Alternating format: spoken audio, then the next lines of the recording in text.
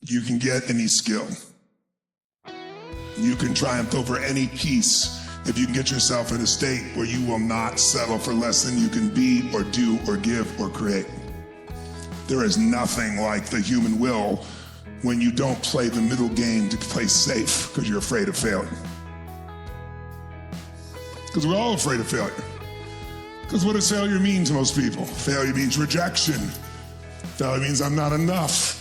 The deepest fears people have is that they're not enough, and if they're not enough, they won't be loved. But you'll always make it if you can find something you care about more than just the money of the business. You need some sort of purpose or mission. If it's there, that's what's going to drive you through the times when you're disappointed, because we're all going to be disappointed. That comes with the territory. But the secret is, do you let disappointment destroy you or drive you? If you turn disappointment into drive, you'll always win. You put disappointment into hesitancy, into pullback, into fear, you will lose. That's why I said it's not a game for wannabes. Think about it. What's the difference between fear and faith? They're both powerful forces. They can destroy your life or create your life. Fear and faith, they're both your imagination, because no one knows what the future will hold. Fear is imagination undirected.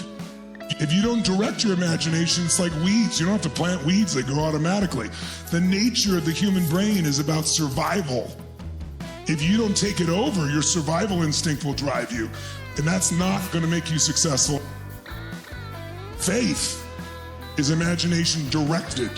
You decide what to imagine. You decide to see the victory so often over and over again that it develops certainty, and then the certainty inside you actually gets you to take the actions and learn the lessons to get to where you want to go.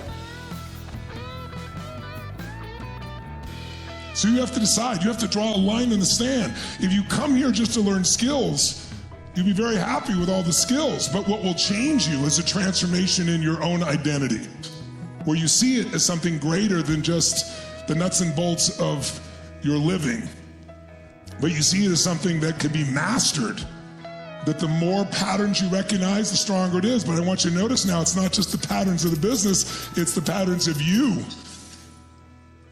And it's the patterns of your partners. And they're all going to be different. And by the way, what an incredible gift, because you have to keep growing a business. If you don't grow, someone else is growing and they're going to take you out. So the beauty of it is you have to constantly grow. And what's the only thing that makes humans happy? Progress. That's it.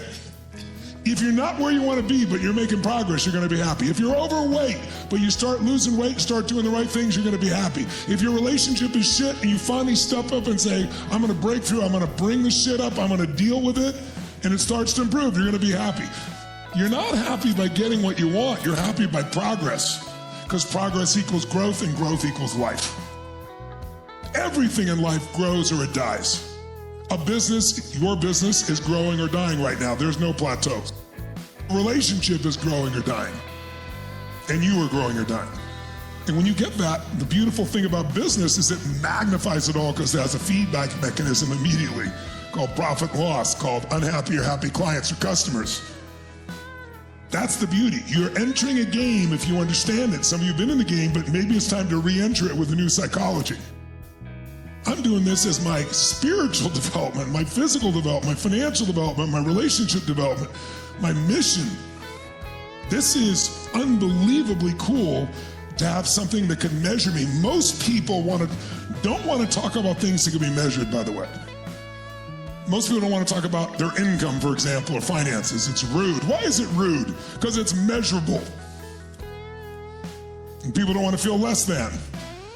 Fat shaming. If somebody says you're a little overweight, I used to say I'm a little overweight. No, I was fat. That's what I was fat. A little overweight. I'd say it's because I'm big boned. I have the same bones as I had then, and I'm 38 pounds lighter, right?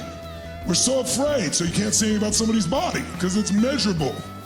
So people talk about how spiritual they are. Isn't that wonderful? Why do people pick spirituality, for example? Because you can't measure it. I'm so spiritual. If you question me, see, you're not spiritual because you're questioning me. You're a doubter. You don't even understand. You're not a believer.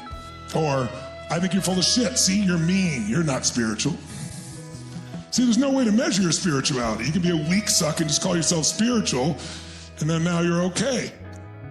You decided to enter an arena that is real, where you will be measured, where there's immediate feedback. That's painful, but it's powerful, and it's unbelievably rewarding when you learn the patterns. And here's the good news, they're not unlimited.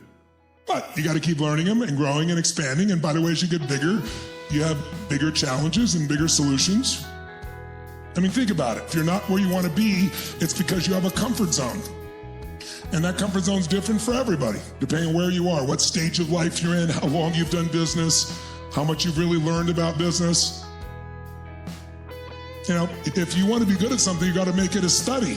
You can't hope. Hope is not the strategy, but that's what we do in most cases. And in business, most people get in business because they go, wow, I can do this. I'm the most important person in this company. I write the software. I make the sales. I do the negotiations. I do the fashion design. But they don't realize till they start the business, when it's small, it's okay. You want a green suit? I'll make you a green suit. But when you go to scale, you want a green suit? Step under the green light. You have to do things at scale. You have to do it differently. You have more people. You got to depend on it. It's a very different game. It's not so easy. You learn that you're not the most important person. You're part of it. So I want you to get, it's got to be for you something that you're made for, or you should probably get out because you're wasting time. And if it is something of that nature, then you got to get all in on learning. And it can't just be these 5 days. I'm going to give you everything these 5 days. You're going to be out of your mind by the end of the 5 days. However, this has got to be ongoing. It's still for me ongoing. Why am I going in and interviewing these people? Yes, I want to bring that to people, more learning, but I'm also learning every time. I'm like, holy shit, that's such a great distinction. Bam. And all of a sudden, I can do more with my pinky than I used to do working 20 hours a day. That's what you want to get to. Anyone can get there, no matter where you are. If you're starting from nothing, you can get there. You probably may be expected overnight because of technology. It won't be overnight, but you can get there faster than you think. Can you feel the difference in your body when you're in that state versus your general state? That's why your psychology has to be your monitor. You got to ask yourself, 0 to 10, where's my certainty? If that thing's at 5, 6, 7, you better do something quick or you're wasting time. Because whatever you do will not produce the result you want. And then the lack of result will make you less certain you can do it.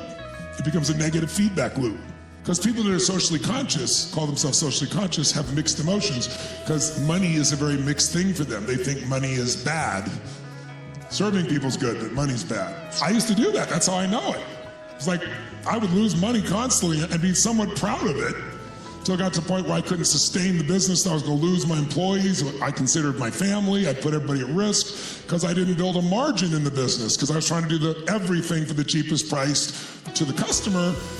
But then I overspend on what I wanted to deliver for them. And I had to learn that lesson. I had to finally get to the point where I could resolve something that hasn't been resolved in some people. If you could be smarter, should you do whatever it takes to maximize your capacity and your intelligence? You have to resolve those inner conflicts, otherwise you won't do these things. Now you're still going to be afraid. That comes with the territory of taking something on, but you can do it anyway. That's courage, right? We talked about that. But for you, you just have some mixed associations and you got to draw a line in the sand about what you're going to be, or there is another option. You go get a partner who's a great manager leader.